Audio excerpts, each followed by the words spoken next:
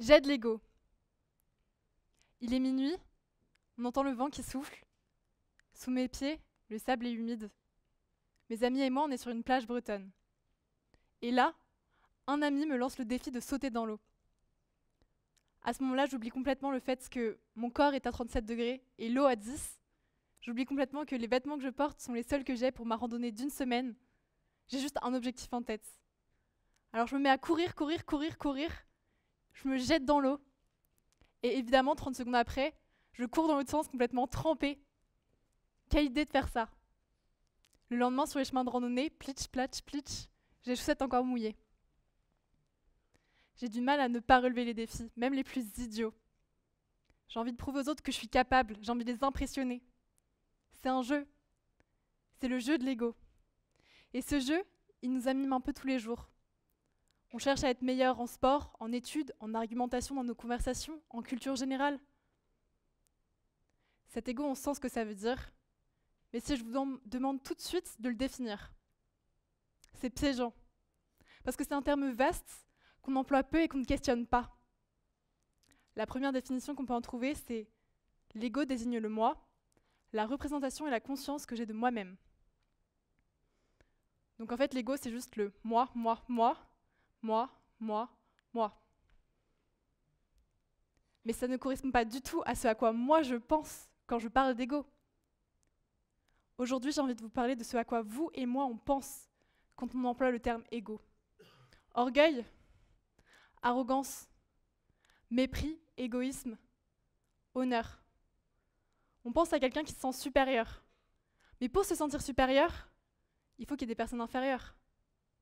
Et sans ces autres, l'ego devient désuet. Cet ego, il dépend donc directement des autres, de comment je vois les autres et de comment les autres me voient. André Gide exprime avec des termes simples, mais d'une véracité particulièrement énervante. Pour moi, être aimé n'est rien. C'est être préféré que je désire. Parce que j'ai envie d'être la première personne dans le cœur de mes amis, de mes parents, de mes grands-parents, de la personne que j'aime. Au fond de moi, j'imagine que c'est une des potentielles raisons de la monogamie historique.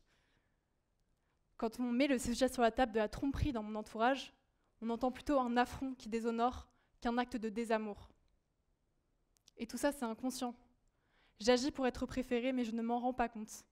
Et lorsque je m'en rends compte, c'est comme si j'étais prise en flagrant délit d'ego. Cet ego, c'est un mécanisme en nous qui nous pousse à vouloir être premier, première. C'est un ballon qui se gonfle quand je suis fière, quand j'ai confiance, quand je me sens valorisée, mais qui ne nécessite qu'une simple phrase, qu'un simple mot pour se percer, pour se dégonfler. Avec mon ego gonflé, j'ai eu la force de faire beaucoup de choses. Faire des études de haut niveau, être présidente d'association, être DJ. Mais toutes ces choses, qu'est-ce que c'est? C'est moi qui veux faire les choses à ma manière. Ça traduit que j'estime que ma manière de faire est la meilleure manière de faire. Et pourtant, cet ego, il m'a poussée à faire des choses dont je suis très fière. Donc pourquoi pas considérer cet ego comme un moteur, une source d'énergie, de motivation. Arrêtons le tabou parce que vous et moi, on veut de la reconnaissance. Il faudrait plutôt que je m'observe, que je sois honnête et que j'aille à la rencontre de ce qui me motive vraiment. Moi, j'ai 21 ans. Plus je grandis, plus je me rends compte de ce que je suis dans ce monde et je suis peu de choses. Aujourd'hui, j'étudie les sciences du vivant et de l'agriculture en 2e année à AgroParisTech et j'arrive dans ce monde. Un monde en crise climatique, en crise de biodiversité, en crise démocratique, un monde qui arrive à la limite de ses énergies fossiles, de son phosphore, de son nitrate. Et là, moi, j'arrive avec mes petites convictions. Et elles me crient ces convictions. J'ai envie de changer le monde. Mais sans moi, le monde ne s'arrêtera pas de tourner. Mais comment sera-t-il, ce monde? Je me sens incapable. Je me sens noyée dans une foule, la foule humaine, qui consomme, qui conduit, qui s'envole pour Marseille, parce qu'elle coûtait 10 € de moins que le train. Est-ce que moi, simple individu dans cette foule, je suis capable d'impacter ce monde? Dans cette réalité accablante, quelle est ma place? Quelle place pour mon ego?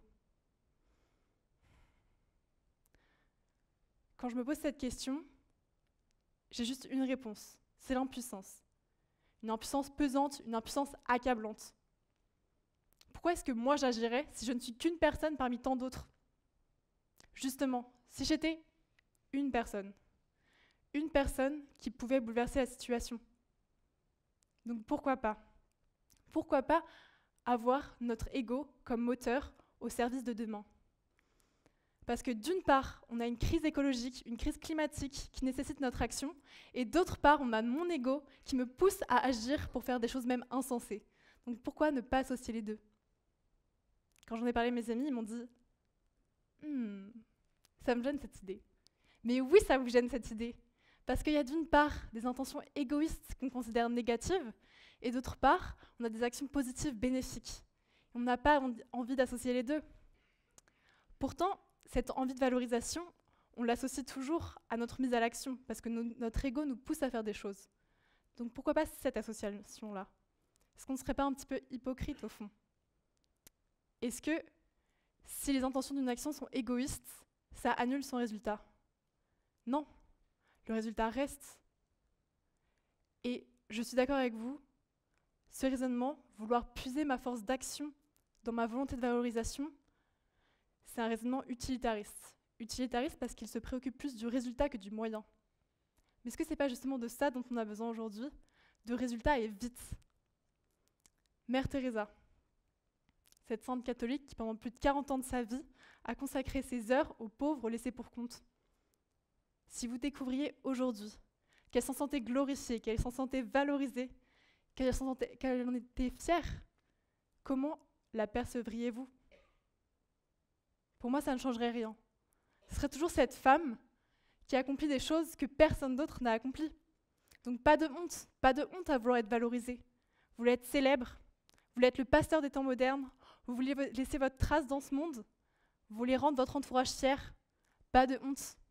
Et allez-y alors, allez relever ce défi, le défi le plus nécessaire et le plus difficile de notre temps, la durabilité. Et ce défi se relève où qu'on soit. De nos champs à nos bureaux, de nos métiers à nos loisirs. Parce qu'on est dans une crise systémique. Ce qui est problématique, c'est notre manière de penser le monde. C'est notre manière de l'appréhender, de le concevoir. Donc où qu'on soit, on peut repenser nos manières de faire, nos manières d'être, pour les rendre plus durables. Et c'est où qu'on soit, et c'est tous et toutes. Parce que dans ma famille, chaque conversation que j'ai avec les 40 ans et plus qui parlent d'écologie se conclut par « j'ai confiance ». J'ai confiance en vous, la jeune génération va y arriver. Mais moi, il m'en ressort deux choses de cette conversation. D'une part, j'ai un énorme fardeau, je me retrouve seule face à une crise, et d'autre part, j'entends les quarantenaires me dire « je ne me sens pas capable d'agir, j'abandonne, je me repose sur toi ». Mais à 40 ans, on a potentiellement fait seulement la moitié de sa vie. À 40 ans, on a des rôles, des postes plus importants que les jeunes de 20 ans. À 40 ans, on a tellement plus de pouvoir. Donc allons-y, allons raviver cet ego, l'ego des quarantenaires, parce que nous aussi, on compte sur vous. Et donc, si je résume, on a un ego comme moteur, qui a différents mécanismes. La volonté de prouver, la volonté de rendre fier, la volonté de reconnaissance. Et on peut aller à la recherche de tous ces ressorts pour passer à l'action. Et vous allez me dire, si c'était la solution, on le saurait déjà depuis longtemps. Et c'est vrai, on le saurait déjà depuis longtemps si c'était ça la solution. Parce que si on veut faire seulement les actes, ou du moins faire croire qu'on fait les actes, on n'a qu'à faire du greenwashing. Parce que dans ce cas-là, on a la valorisation sans même se mouiller, sans même passer à l'action. C'est tellement plus facile. Cet ego, c'est peut-être un moteur, mais moi, si je le laisse filer, mon ego, sans orienter sa trajectoire, il me mène droit dans le mur. Il me mène vers des actions qui ne me rendent pas fière, des actions qui me font honte. Parce qu'un honneur excessif, c'est ce qui nous empêche de dire pardon. Parce qu'un honneur excessif, c'est une entrave dans nos relations humaines. Or, qu'est-ce que c'est un monde plus durable? C'est un monde plus collectif, c'est un monde où je partage ma voiture avec mon immeuble. C'est un monde social. Le social, ça a trait aux conditions de vie d'aujourd'hui et l'écologie aux conditions de vie de demain. Or, on sait que cet aujourd'hui et ce demain, ils s'entrecoupent bien plus que ce qu'on imagine. Donc, ce social et cette écologie sont intimement liés. Un monde plus durable, qu'est-ce que c'est? C'est un monde où je suis en lien avec mon environnement, avec la nature, avec mon entourage. Et aujourd'hui, une des expressions de l'ego, c'est que je me sens supérieure aux autres formes de vie, moi, humain. Je ne vais pas vous faire un dessin. C'est ça qui nous a mené à notre situation problématique. Mais comment faire pour en sortir de cette situation problématique? Il faudrait plutôt que je sois humble. Humble pour me remettre en question. Humble pour aller vraiment m'informer.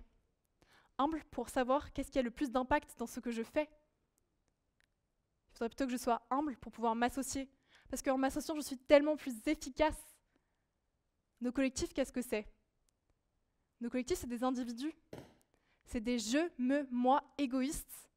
Et c'est ce je qui a le choix d'agir, qui a le choix de s'associer, de considérer le nous fécond. Donc à chacun d'entre nous d'aller prendre notre pouvoir. Nos collectifs, c'est qui? C'est des politiques, des acteurs, des décideurs, c'est vous, c'est moi. Et nous tous et nous toutes, on désespère. Mais on désespère pourquoi?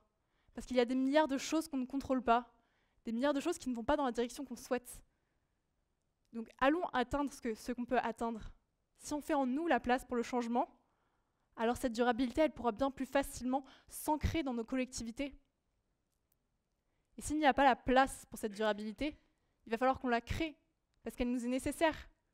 Cette durabilité, c'est pour nous, pour être là demain, dans de bonnes conditions. Mais donc pour créer cette place, comment faire? Parce que j'ai un ego. Mais je ne peux pas non plus le laisser filer. Je ne peux pas être trop imbu de moi-même, ni trop peu confiante en moi, parce que sinon je n'arrive plus à me motiver. Il ne faut pas que je sois trop haute ni trop basse. Qu'est-ce qu'il me faut? Il faut que je sois à la hauteur de mes convictions, être fière d'être à la hauteur, fière de garder mon cap. Et me dire ça ne veut pas dire que je n'échouerai jamais, mais au contraire, si je suis solidement attachée à ces convictions, ça sera tellement plus facile, tellement plus accessible d'agir. Moi qui suis convaincue, c'est tellement plus abordable toutes ces actions. Et maintenant, on me dit, maintenant que je n'ai plus envie de prendre l'avion, tu n'as pas envie d'aller voir la Thaïlande. Mais évidemment, la Thaïlande, ça doit être sublime. Mais il faudrait que je sois dans un cadre dans lequel on m'encourage à agir vertueusement. Or, aujourd'hui, ça n'est pas le cas. Aujourd'hui, on est valorisé pour des actions qui sont polluantes, consommatrices. Donc, dans notre cadre, cet ego et ce besoin de durabilité, ils ne sont pas alignés. Comment faire pour être dans un cadre qui encourage ces actions, être dans un cadre où ces deux choses sont alignées? Dans ce cas-là, il faudrait qu'on puisse tous et toutes faire évoluer nos visions du monde. Et pour cela, il faut qu'on change de valeur. Vous allez me dire d'accord, ok, il faut qu'on change de valeur. Mais comment faire pour changer de valeur? Pour changer de valeur, on a des outils, on a notre culture, nos lectures, nos discussions. On a cette interaction à l'autre qui nourrit notre ego. Donc allons creuser ici. Allons creuser dans cette interaction à l'autre. Mon oncle me reproche le fait d'être végétarienne. Et si au contraire, il me valorisait? Et si au contraire, il m'encourageait? Ça serait tellement plus simple de continuer dans cette voie. Et c'est ça la clé. C'est si les autres me valorisent, là alors ils me portent. Et moi aussi, si je les encourage, si je les rends fiers de ces actes, là alors on se portera ensemble, mutuellement, vers notre objectif commun. Être là demain, dans de bonnes conditions. Je me livrais à une amie, parce que je ne me sentais pas à la hauteur de postuler quelque part. Et elle m'a dit non, vas-y vraiment, je pense que tu pourras faire quelque chose de super. Et grâce à elle, je suis ici ce soir. Grâce à elle, je fais un TEDx ce soir. Donc allons-y, encourageons-nous, allons-y, réapproprions-nous cet ego.